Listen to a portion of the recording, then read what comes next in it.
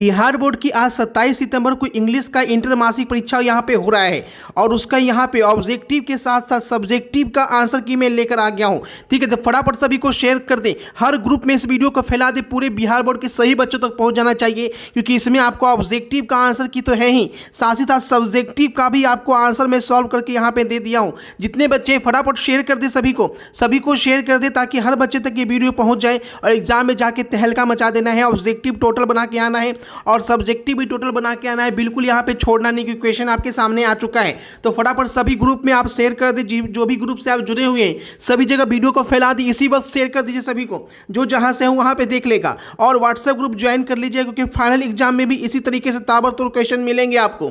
और चैनल को सब्सक्राइब कर लेना है, क्योंकि यहाँ पे लाइव क्लास शाम 7 बजे से डेली यहाँ पे चल रही है, बिल्कुल फ्री क्रैश कोर्स। ठीक है, तो फटाफट शेयर कर दीजिए, ऑब्जेक्टिव सब्जेक्टिव बिल्कुल छाप लीजिए, टोटल क्वेश्चन यहाँ पे फटाफट शेयर कर दीजिए सभी को। कितने साल का सेबी था, पहला क्वेश्चन आ गया है।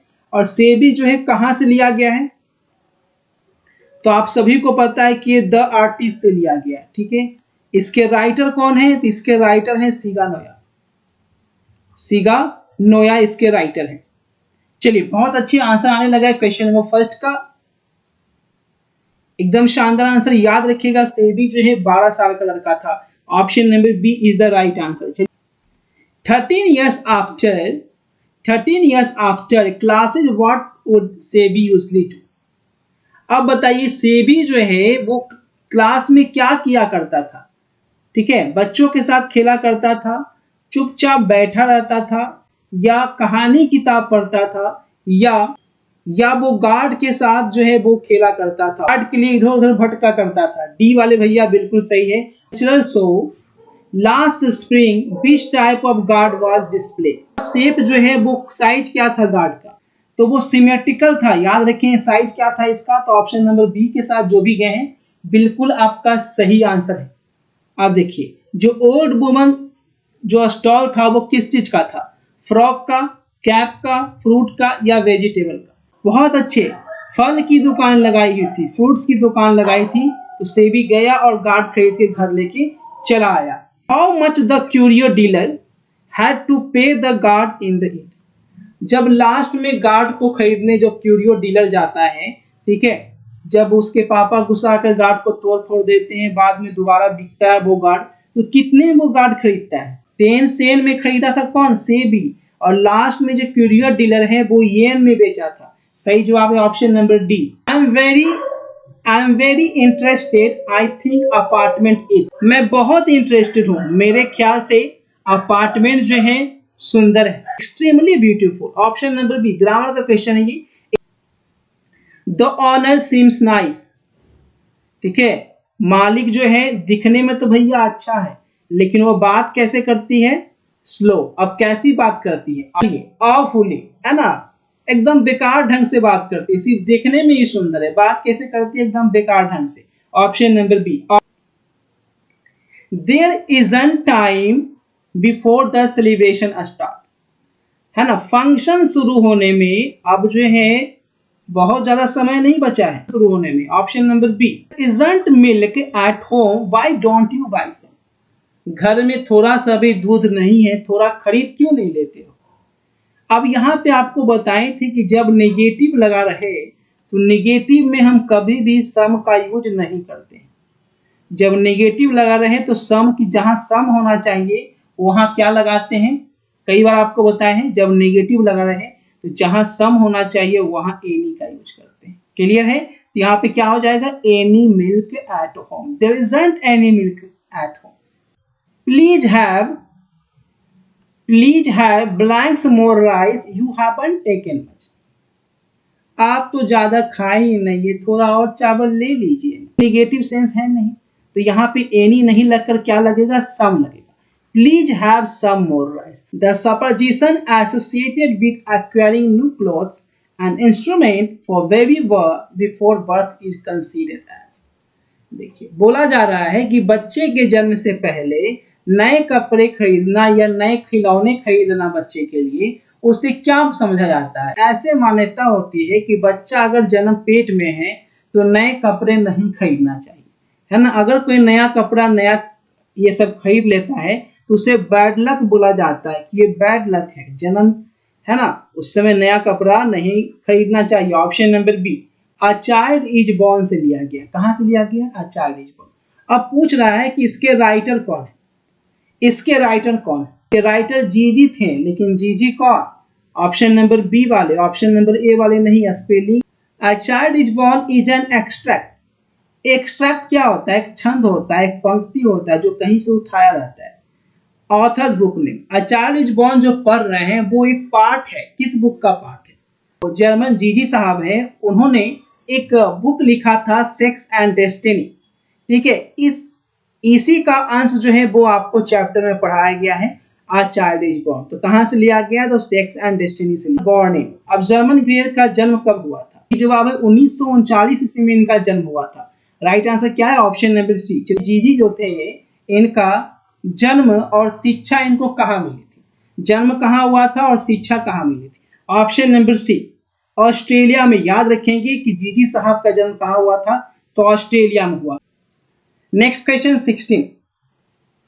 The author believes that socio-cultural practice are designed to suit the interest. अब देखिए, ये जीजी साहब जो है वो अ चाइल्ड इज बॉर्न के राइटर हैं। वो बिलीव करते हैं कि ये जो हमारा सोशियो कल्चर है, ठीक है, वो किसके लिए बनाया गया है? किसके फायदे के लिए बनाया गया है? तो वहां पे पुरुष प्रधानता के लिए बनाया गया है ना, मेल की प्रधानता। Option number A. Chapter explores the culture of the east and west regarding parent child. बोल रहा है कि ये जो चैप्टर आप पढ़े हैं अ चाइल्ड इज बॉर्न, इसमें किसका रिलेशन दिखाया गया है? बहुत अच्छे, चाइल्ड बर्थ का, चाइल्ड के जन्म का यहाँ पे दिखाया गया। Option number B. ठीक है, चलिए अगला सवाल देखिएगा। अगला सवाल क्या है? Believe that pregnant women born, जो हॉस्पिटल में भर्ती हुई थी, वो हॉस्पिटल जो है ये मानने से इनकार कर दिया था कि जो प्रेग्नेंट महिला है वो कौन से स्टेज में थी, और दवा के एकदम शेयर की। सही जवाब क्या है? Second stage labour. Option number B. Hospital ये मानने से इनकार कर दिया। ऑन द म्यूजिकल प्रोग्राम, जब बच्चे का जन्म होता है तो 7वें दिन जो है म्यूजिकल प्रोग्राम होता है, बच्चे के जन्म के 7वें दिन। उसमें कौन लोग रहते हैं? तो वहां पर गाना बजता है, मेरे अंगने में तुम्हारा क्या काम है, मेरे अंगने में, अरे जिसकी बीबी मोटी उसका भी बड़ा नाम है। नेक्स्ट क्वेश्चन देखिए। अब ये जो सेरेमनी होता है, जो फंक्शन होता है, वो किसके लिए होता है? ऑप्शन नंबर सी, दोनों के लिए होता है। लड़का जन्म ले या लड़की जन्म ले, डजंट मैटर, दोनों के लिए वो डांस चलेगा। He said, I have got to think. अब देखो यहाँ पे बोल रहा है क्या सही होगा?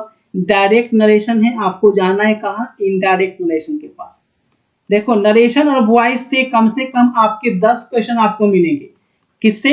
नरेशन और वॉइस से। फिर से सुन लीजिए, कम से कम 60 क्वेश्चन में नरेशन और वॉइस में जो है 10 क्वेश्चन आपको इसी दोनों से रहेगा, ये ध्यान रखिएगा। तो 10 क्वेश्चन पे आपको फोकस करना है एकदम। देखो, ही सेड, ये हट गया तो डैट लगेगा, तो ये ही हैज है, गलत। यहाँ पे डैट नहीं लगा, और डैट 2 गो में लगा, यहाँ पे हैड लगा हुआ है, सिंपल सा गलत। ये तो बहुत ईजी, आराम से चुन लिया। ऑप्शन दे के चुनोगे तो एकदम आराम से चुन लोगे। ऑप्शन नंबर सी थैंक्ड मी, इसको डायरेक्ट नरेशन में उसने मुझे थैंक यू बोला, मुझे बोला है ना, उसे बोला है क्या? मी है ना, हिम नहीं होगा, यहाँ पे हिम है, नहीं होगा। अब यहाँ पे बोलोगे सर मी है, लेकिन यहाँ पे देखो से है, ये पास्ट में है ना, तो ये से नहीं हो सकता है। पास्ट में है तो सेड होगा। Option number D, she said to me thank you. WH word है, WH वर्ड का जब इनडायरेक्ट हम बनाते हैं तो WH वर्ड को क्या बोलते हैं? कि भैया तुम सट जाओ, तुम मेरे पास आ जाओ, और ये इन्वर्टेड कॉमा को हटा देते हैं। अब विहान आस्ट हो जाएगा, सेड टू जब क्वेश्चन मार्क रहता है तो आस्ट। ठीक है, इफ का यूज नहीं होता है WH में। Asked me what your name, second person किसके अनुसार? ऑब्जेक्ट के अनुसार। तो क्या होगा? What my name was. ठीक है, what my name was. Option number D. Clear? चलिए, डी वाले भैया बिल्कुल सही जवाब करते हुए, Aaron will say I do yoga in the morning. जब विल रहे, जब आपका फ्यूचर टेंस रहे या प्रेजेंट टेंस रहे, तो आप वर्ब में कोई चेंज नहीं करते हैं। यहाँ पे फ्यूचर टेंस है ना, तो कोई चेंज इसमें होगा क्या? ठीक है, वर्ब में कोई चेंज नहीं होगा ना 24 में। चलिए, बिल से का बिल से ही रहेगा, सेड तो होगा नहीं, यूज तो होगा नहीं। अब इन दोनों में देखिए, डैट है, डैट है। सी डिड लग गया, वर्ब को चेंज कर दिया, नहीं चेंज नहीं होगा verb. Option number B, option number B is the right answer. Future और प्रेजेंट में कोई चेंजिंग नहीं होता है वर्ब में, ये याद रखिएगा। क्लियर है ना? तो ऑप्शन नंबर बी होगा, ए नहीं होगा। ठीक है, डोंट टच। अब देखो, जब डोंट लगा रहता है तो डोंट के लिए दो चीज यूज होता है। एक होता है फॉरवर्ड, या तो हम फॉरवर्ड यूज करते हैं या तो नॉट टू यूज करते हैं, दोनों में से कोई भी यूज कर सकते हैं। ठीक है, 25 में ध्यान से देखिएगा, कोई भी यूज कर सकते हैं। तो यहाँ पे सूट वगैरह हट जाएगा। अब देखिए, डोंट लगा हुआ है, इसका मतलब वार्निंग दे रहा है। The mother want the baby not to touch the fire. Option number A वाले बिल्कुल सही है। When she blanks her speech, we left the hall. Grammar का क्वेश्चन, क्वेश्चन नंबर 26 है। ठीक है, अब देखो यहाँ पे पास्ट है, लेफ्ट है, ये किसका मतलब क्या? ये पास्ट टेंस में है। जब एक टेंस पास्ट होता है तो दूसरा टेंस भी पास्ट होता है। ये प्रेजेंट है, गलत। ये भी प्रेजेंट कंटिन्यूअस है, गलत। अब इसमें आएंगे, ये पास्ट इंडेफिनिट है। ठीक है, अब बताइए, जब वह भाषण खत्म की तो हम हॉल से निकले। दोनों काम एक साथ हुआ है, दोनों काम एक साथ हुआ है तो हेड के साथ नहीं जाएंगे। ऑप्शन नंबर बी, जैसे ही भाषण खत्म हुआ हम हॉल से निकल गए। तो ऑप्शन नंबर बी वाले भैया एकदम धमाल मचा। समझेंगे प्रेजेंट टेंस का, स्लेप्ट का हटा दो, पहले छाड़ दिए इसको। अब आ गया स्लीप और स्लीपिंग। तो ऑलवेज का मतलब है कि उसको आदत है, इसका मतलब ये नहीं कि जिंदगी भर सुतले रहता है, उसका आदत है कि हमेशा क्लास में सोता है। ही ऑलवेज स्लीप्स इन द क्लास, उसका आदत है कि हमेशा क्लास में सोता है। Option number A, yesterday I blanks good family movie on television. अब देखिए, यस्टरडे है, यस्टरडे लगा रहे तो समझ जाइए पास्ट है, टुडे लगा रहे तो प्रेजेंट, और टुमारो लगा रहे तो फ्यूचर। जब पास्ट की बात हो रही तो प्रेजेंट कहाँ से आएगा? प्रेजेंट नहीं आएगा, ये सारे प्रेजेंट है। क्या होगा? Watched. Yesterday I watched a good family movie on television. कल मैंने टीवी पे एक अच्छी फैमिली मूवी देखी थी। ठीक, नाउ इट्स नाउ। अब नाउ लगा हुआ है, नाउ। नाउ के लिए क्या होगा? बारिश हो रही है, अभी बारिश हो रही है। Option number B, raining. Option number B is the right answer. Children blank chocolates, objective अपनी तैयारी पे ही करना है। ए बी सी या डी। बहुत सारा चॉकलेट, बच्चे बहुत सारा चॉकलेट, इसका मतलब क्या है? भर में एस लगेगा क्या? नहीं लगेगा, क्योंकि ये क्या है? प्लूरल है। प्लूरल में सब एस नहीं लगाते, नहीं लगाते हैं ना, तो लाइक्स तो लगेगा नहीं, लाइकिंग तो होबे नहीं करता है। तो सही जवाब क्या होगा? ऑप्शन नंबर ए। तो सबसे पहले यहाँ पे आप लोग का मैचिंग द फॉलोइंग आपको बता देता हूँ, जैसे जैसे आया जैसे जैसे मैं बता दे रहा हूँ। ठीक है, तो कमला दास यानी कि लिस्ट ए से लिस्ट बी को आपको मैच करना है। ठीक है, तो सबसे पहले देख लीजिए, कमला दास का क्या हो जाएगा? माई ग्रैंड मदर हाउस हो जाएगा। कमला दास का माई ग्रैंड मदर हाउस हो जाएगा। उसके बाद केएन दारूवाला का फायर हिम हो जाएगा। जॉन किट्स का जो है टू ऑटम ही हो जाएगा। ठीक है, जॉन किट्स का टू ऑटम ही हो जाएगा।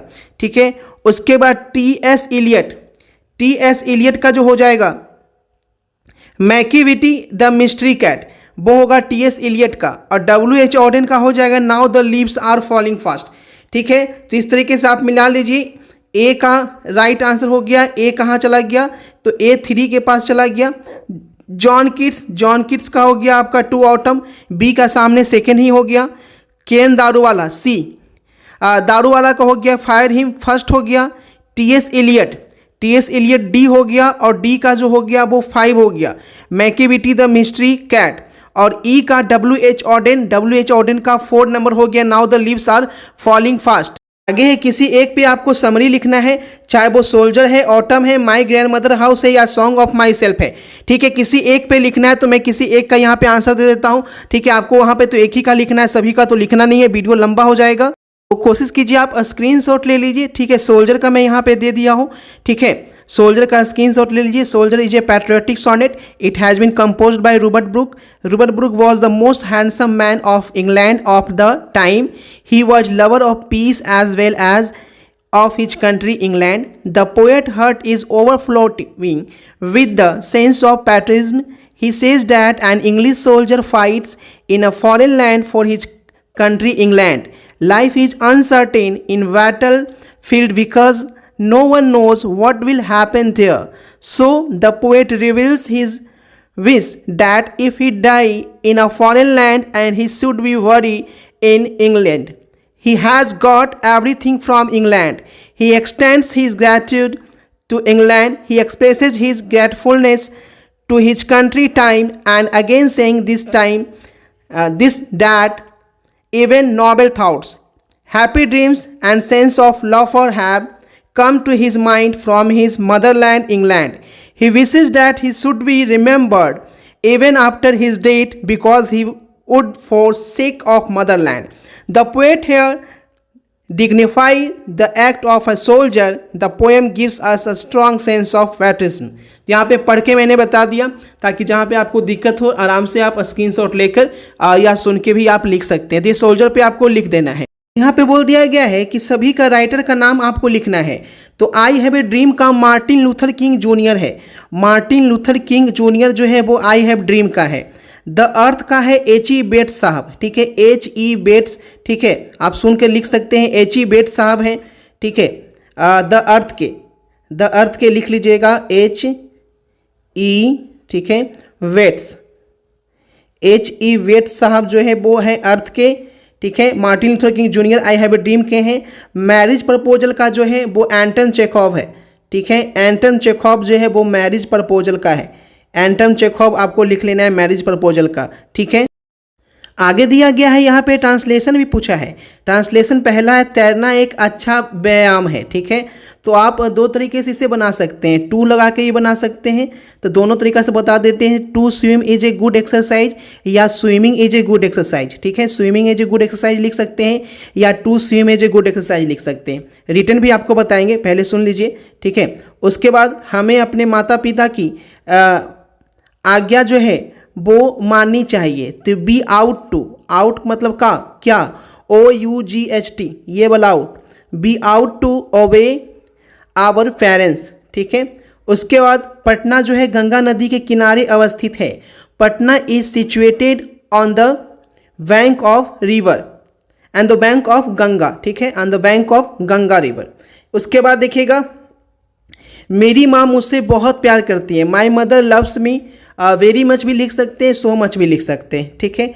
बिहार की राजधानी पटना है।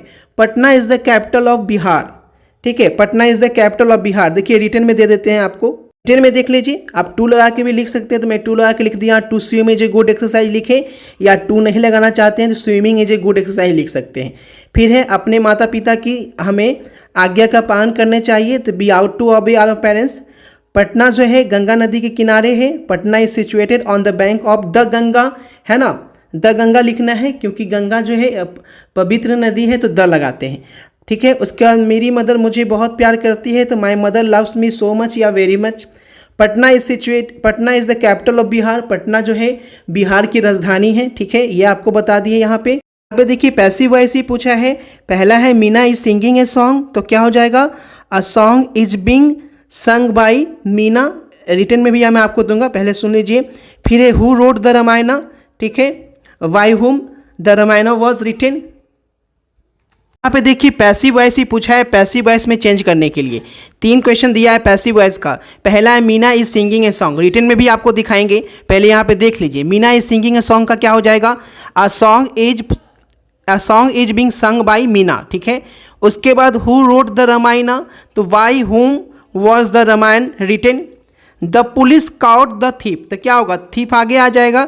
The thief was caught by police या द थीफ वॉज काउट सिर्फ हो जाएगा, बाई द पुलिस नहीं लगेगा।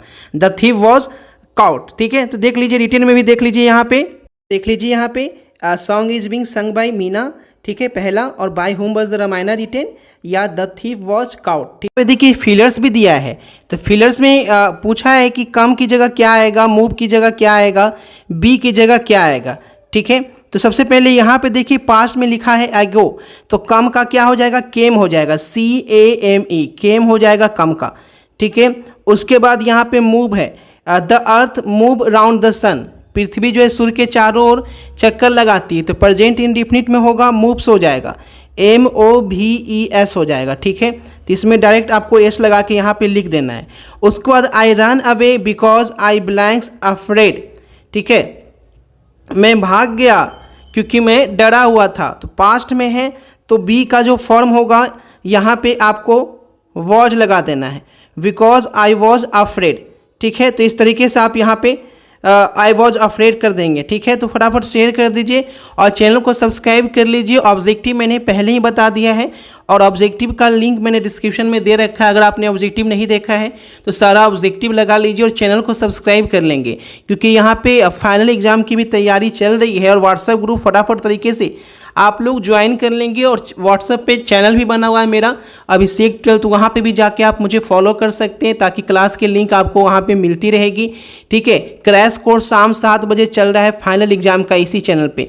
ठीक है, तो क्रैश कोर्स का हिस्सा बनना चाहते हैं जो भी बच्चे, फ्री है बिल्कुल क्रैश कोर्स, तो व्हाट्सएप ग्रुप जरूर से ज्वाइन कर लीजिएगा और चैनल को सब्सक्राइब कर लीजिएगा, जो कि फाइनल एग्जाम की तैयारी करना चाहते हैं बिल्कुल मुफ्त में। ठीक है, फटाफट शेयर कर दीजिए सभी को।